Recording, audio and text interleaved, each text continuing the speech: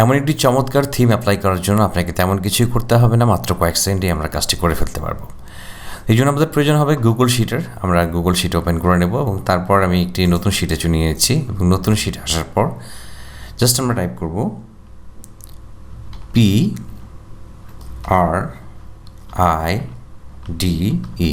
Bright.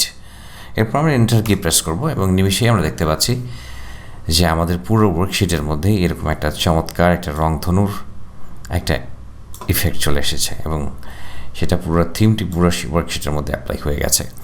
এখন আমরা যদি মনে করি যে এখন তো আমি এই শিটে কাজ করব, এই লেখাটা অপ্রয়োজনীয়, এটাকে আমরা মুছে ফেলি, তো এটাকে যদি আমরা মুছে ফেলি, লক্ষ্য করুন আমাদের থিমটিও কিন্তু চলে গেছে। তো সেই জন্য আমরা যেটা করতে পারি সেটা হচ্ছে আমরা প্রাইড লেখার পরে যেটা করতে পারি যে এই যে রো রয়েছে এই রোটিকে আমরা জাস্ট হাইড করে দিতে পারি।